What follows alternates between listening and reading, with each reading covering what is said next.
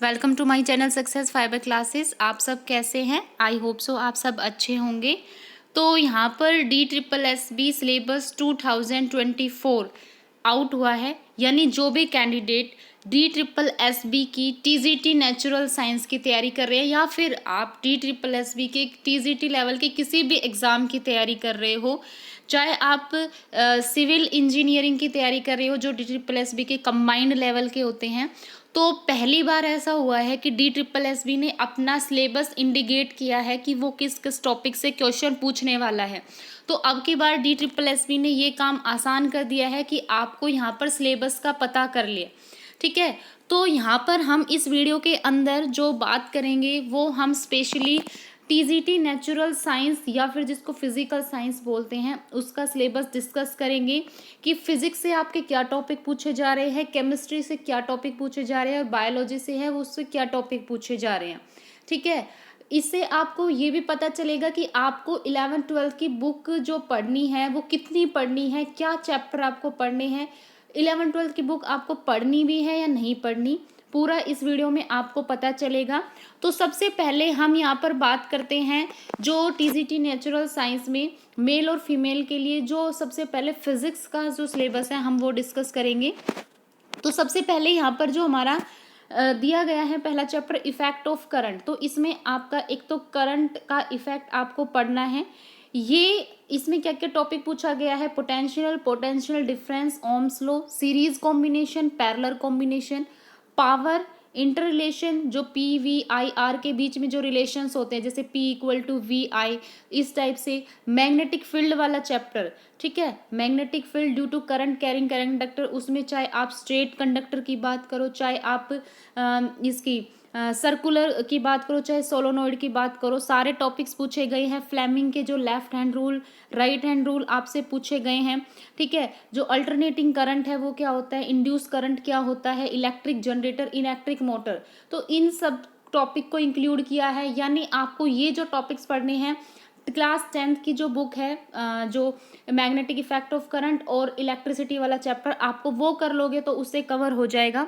उसके बाद नेक्स्ट है लाइट का चैप्टर, ये भी पूरा का पूरा जो 10th क्लास है उसी से ही उठाया गया है। कन्वर्जेंस और डाइवर्जेंस क्या होता है, इमेज जितनी भी होती है, फॉर्मेशन, प्रिंसिपल एक्सिस क्या होता है, ऑप्टिकल सेंटर क्या होता है, फोकस क्या होता है, रिफ्रैक्शन, ठीक है, law of refraction, convex lens और कॉनकेव लेंस है, इनसे क्या इमेज फॉर्म होती हैं। ठीक है, मिरर्स की और लेंसेज की जितनी भी एप्लीकेशंस हैं। ठीक है, स्कैटरिंग क्या होता है लाइट का, ट्विंकलिंग ऑफ स्टार्स हैं। तो आपको ये टॉपिक पढ़ना है। दैट मीन्स क्लास 10th में जो लाइट का चैप्टर है आपको पूरा अच्छे से डिटेल में पढ़ना है। उसके बाद फिर आता है सोर्सेज ऑफ एनर्जी, इसमें आपके डिफरेंट फॉर्म्स ऑफ एनर्जी जो होती हैं।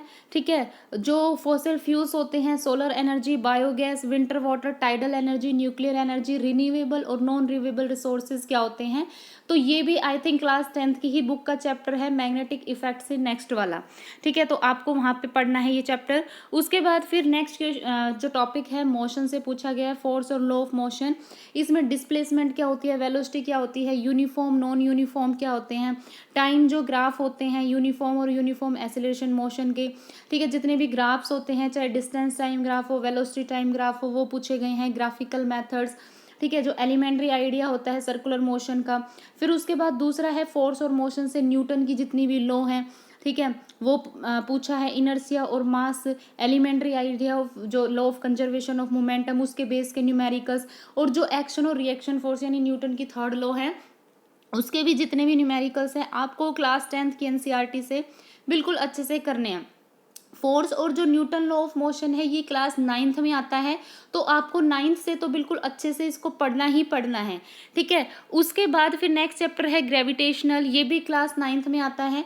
इसमें वर्क एनर्जी पावर, इसमें ग्रेविटेशन क्या होता है, universal law of gravitation, force of gravitation, mass क्या होता है, वेट क्या होता है, फ्री फॉलिंग क्या होती है। ठीक है, पावर, काइनेटिक और potential energy, law of conservation of energy. तो क्लास 9th की जो NCERT बुक है उससे आपको पढ़ना है। यानी इन्होंने जो टॉपिक इंक्लूड किए हैं पूरा क्लास 9th और 10th के ही इंक्लूड किए हैं। ये फ्लोटेशन, भाई जो ये आर्किमिडीज का प्रिंसिपल है, थर्स्ट क्या होता है, प्रेशर क्या होता है, बायन्स क्या होता है, तो ये भी 9th की बुक में ही आता है प्रेशर वाले चैप्टर में। फिर आता है साउंड चैप्टर, इसमें साउंड का नेचर, उसकी प्रोपोगेशन, ठीक है, अल्ट्रासाउंड क्या होता है, सोनार टेक्निक, इको क्या होता है, साउंड का रिफ्लेक्शन क्या होता है, ह्यूमन ईयर का स्ट्रक्चर क्या होता है, ठीक है। तो ये भी आई थिंक क्लास 9th में ही आता है साउंड वाला चैप्टर, तो आपको वहाँ पढ़ना है। तो ये था हमारा पूरा फिजिक्स का सिलेबस कि टीजीटी नेचुरल साइंस में फिजिक्स से क्या क्या पूछा गया है। नेक्स्ट वीडियो में हम केमिस्ट्री का और बायोलॉजी का क्वेश्चन डिस्कस करेंगे, तो आप मेरी वीडियो में बने रहिएगा, ठीक है। तो अगर वीडियो अच्छी लगी है, इन्फॉर्मेटिव लगी है, तो चैनल को ज़्यादा से ज़्यादा लाइक कीजिए, शेयर कीजिए, सब्सक्राइब कीजिए। Thank you very much.